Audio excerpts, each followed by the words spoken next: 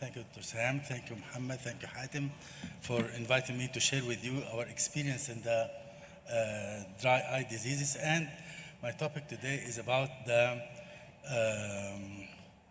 delayed epithelial healing in after keratoplasty.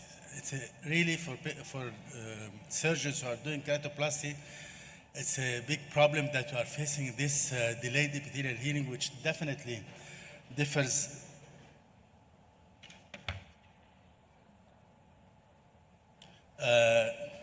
from the PKs from the lamellar keratoplasty. So first, I would like to thank Dr. Shaimaa for helping me in the preparation of this presentation.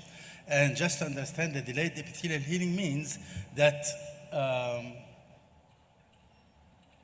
الشاشة مش مظبوطة. الدايمنشنز بتاعت الشاشة مش مظبوطة. البرزنتيشن مش طالعة كده. ممكن توضبوا الشاشة صح لو سمحتوا؟ نص السلايد فوق.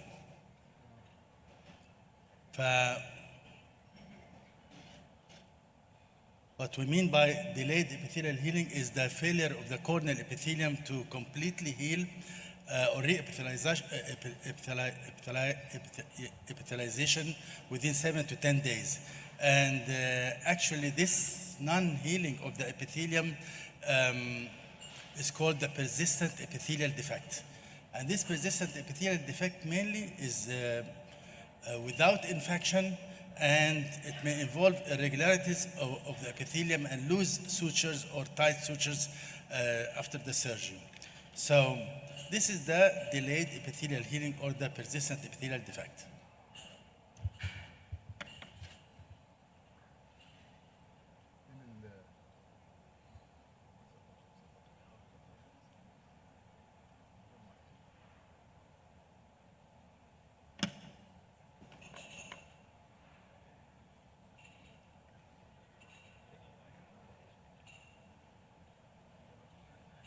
شكرا.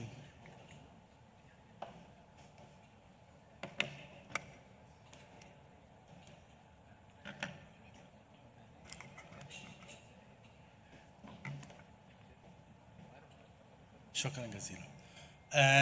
As we said, this persistent epithelial defect after 7 to 10 days of non-healing with epithelium is a big problem for patients with keratoplasty. And actually, this differs between the patients with the penetrating keratoplasty than those with deep anterior lamellar, than the keratoprothesis, than the endothelial keratoplasty. And the penetrating keratoplasty, which definitely shows slower epithelial healing than in the dull cases, as the donor cornea lacks the innervation, as the full thickness wound disrupts the limbal innervation. So the process of the limbal innervation is an important point for re-epithelialization of the cornea, and definitely the presence of the host endothelium diminishes the incidence of this delayed epithelial healing. On the other hand, in cases of endothelial keratoplasty, definitely there is a faster epithelial healing. Yes, we remove the epithelium, but it heals within 24 to 72 hours. And in case of keratoprothesis, it's another story, as the epithelial healing is usually very difficult to cover the K-Pro. And the causes of this delayed epithelial healing may be due to ocular surface factors like the dry eye disease, which is one of the most important causes, or limbal stem cell deficiency, or exposure keratopathy, or neurotrophic keratopathy, or other systemic factors like diabetes, autoimmune diseases, and vitamin A deficiency. On the other hand, there are some iatrogenic factors in this delayed epithelial healing, like the toxicity from preservatives. That's why routinely for any corneal surgeon, please use non-preservative eye drops after the keratoplasty or after surgery, because this definitely improves the epithelial healing and the integrity of the cornea. Or the prolonged use of steroids and antibiotics, or the overuse of contact lenses or tarsorrhaphy, and graft-related factors like the donor epithelium actually of bad quality or not very good quality, or poor apposition of graft and host junction, or excessive suturing or suture may be somewhat loose. And the complications are a lot, like the risk of infection, stromal melting, graft rejection, persistent epithelial defect, neovascularization, and scarring from just the delayed epithelial healing.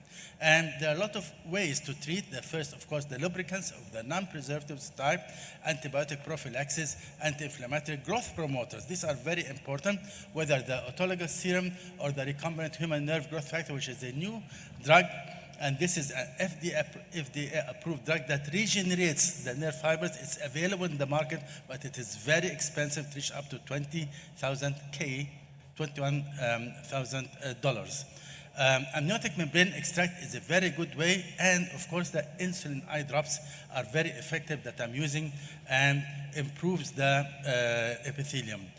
Surgically, bandage contact lens, tarsorrhaphy, amniotic membrane, limbal cell transplantation, or conjunctiva flip. These are some cases just to show you the role of these growth promoters like the insulin eye drops, which are simply prepared by 1 unit of insulin per 1 milli, and take just 1 unit and put it in 9.9 milliliters of saline and use it 4 to 6 times daily.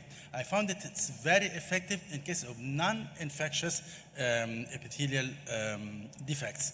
This is the case of DALK with large epithelial defect that used insulin eye drops and had been improved markedly within 2 weeks. So it's very efficient, and you have to put it in mind usually the insulin eye drops and the autologous serum. The autologous serum sometimes cause some reaction for some patients, so preferable to start with the insulin eye drops. This is another case that after 5 years of this of DALK, this patient developed neovascularization, and as you see, there is a corneal opacity over the graft. And after using the amniotic membrane, marvelous improvement. I just showed the patient yesterday. There is some retraction of the amniotic membrane back. All the neovascularization had been disappeared, and the cornea regained its clarity again, and the patient regained his vision. He's very happy. Bandage contact lens, again, this patient had perforated corneal ulcer. It was fungal actually, and we did it keratoplasty. The first day she was okay. I would put contact lens for the epithelial defect, and then the contact lens had dropped out. We used to do for her again the insulin eye drops, but she's very old, immunologically not stable, and she's not doing very well in spite of using all these medical ways. Bandage contact lens and insulin eye drops improve the epithelial healing, but again, there is a problem in the age and the immunity and the autoimmune situation of the patient. This patient originally was fungal and still has the fungal infection systemically. So we are struggling against these infections. This, again, another girl that had dystrophies, macular dystrophy, and I did her PK at that time, and she developed neovascularization and corneal opacity, and after just bandage contact lens had improved markedly, and all the neovascularization disappeared, and the epithelium had healed. Again, this patient had corneoscleral graft because he had a large fungal corneal abscess, and I did a corneoscleral graft for him. Astonishingly, it is still living after a few months up till now, but he developed again epithelial defect, and again with the bandage contact lens, the patient improved and the epithelium healed. So to sum up, delayed epithelial healing is multifactorial, and early recognition and tailored treatment is the key of success for these patients. Advanced therapies, amniotic membrane is a very good tool. Autologous serum, insulin eye drops show promise for these cases, and long-term graft survival depends on good epithelialization. Thank you so much.